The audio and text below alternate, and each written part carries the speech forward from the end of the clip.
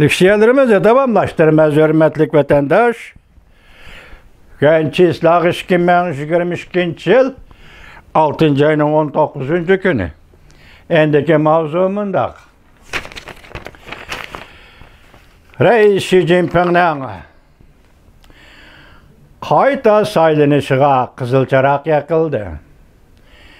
Xi Jiajun, yani Xitaychada Xi Jinping'nin hemşirikleri tarqalib ketdi.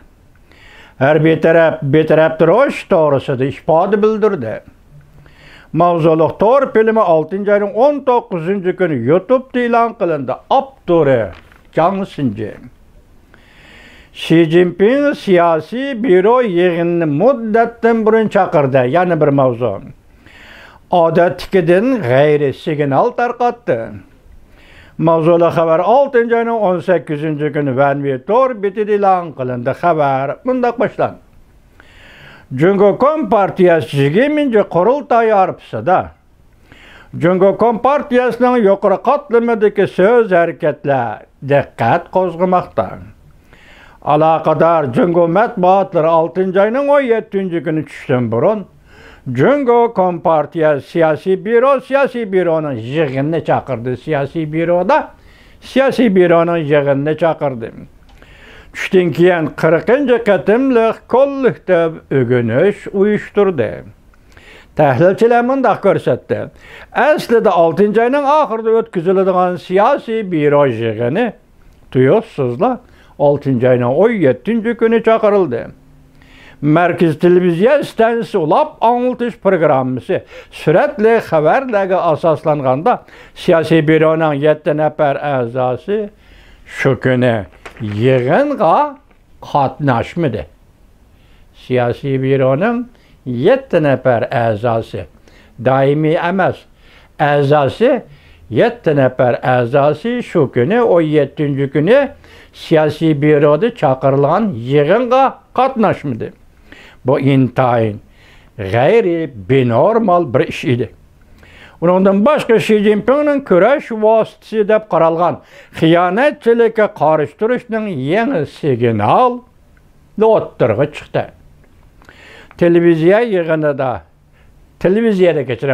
Televiziyada yığınga dair suratlar ko'rsatilmadi. Merkez Televizya stansiyasi ve başka stansiyalarda yığınga dair sürekli haber ko'rsatilmadi. Siyasi büro yığınның 6. ayının 17. günü çakırılışı binormal dep qaraldı. Texmi binormal bolğunu şu ki siyasi büronun 18 nefer azasının içinde 7 nefer azanın bu yığınga katnaşmağanlığı texmi binormal dep qaraldı. Yığın doğrusu televizya haber fakat orijinal okup verildi, surat ko'rsatilmadi. Yığın katnaşkan mühim azalar yığınga katnaşmagan cuma, yığınga katnaşmagan mühim azalar tövendikçe. Merkezi Harbiy İşler Komitetining muavin raisi Xu Qiliang. Merkezi Harbiy İşler Komitetining yana bir muavin raisi Zhang Yuxia. Devlet Mahkemesining muavin vaziri Sun Chunlan. Shanghai Şehirlik Partikomining sekretari Li Chang. Tianjin Şehirlik Partikomining sekretari Li Hongjun. Merkezi Komitet Tashqi İşler Komitetining müdiri Yang Jiechi. Yani nima deymiz vatandaşlar, siyasi büro yığını çıktı. Siyasi büronun azas hesaplangan Yang Jiechi katnaşmaptı. Yang Jiechi sizlarga tunuş. Dunyoga tunuş. Diplomatiya amaldori Xitoyning, demak, o Merkezi Komitet siyasi büronun azası. Bu kishi 17. gün açılgan yığınga katnaşmakta. Yang Jiechi, Beijing Şehirlik Partikomining sekretari Cai Qi qatorliqlardan iborat. Cumhuriyetning ichki ishlar to'g'risida xabarlar yamrab turgan mushundaq bir paytda Harbiy İşler Komitetining 2 nefer muavin raisining siyasi büroning yig'ini qatnaşmaganligi buning keyinda balkim intayin sirliq ishlar bo'lishi mumkin. Onun üstüge bu qatem siyasi büronun yığınıga qatnaşmagan əməldarlarının köpçülügi Xi Jinping'in özünün adamları. Bu yığın doğrusu da xəbərlər arka-arkadan otlarga çıkışı mümkün. Buna deyin ki.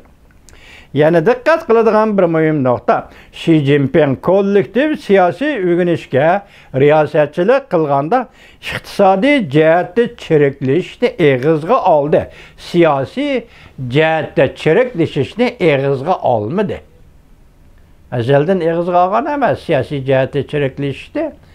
Bu qatim sen siyasi büronun yığınını içip pakatla xiyanetçilikə qarıştırışını ta'kidlagan bo'lsang, bu haqiqatan qalt yig'in bo'ladi. Chunki ichki vaziyatni aytganda boshqani qo'y, iqtisod.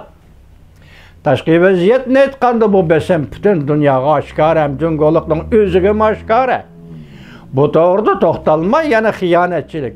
Xiyonatchilik to'g'risi to'xtalganda balki buni bir vosita qilib bizning siyosiy dushmanlarini tozalashi mumkin değil. Xabarda bunda ko'rsatildi. Xi Jinping shu kuni chiriklish qarishtirishning xarakteri to'g'risida to'xtalganda, chiriklish qarishtirishda yengilib qolsak bo'lmaydi. Bu bir meydan siyosiy kurashdir deb ko'rsatdi.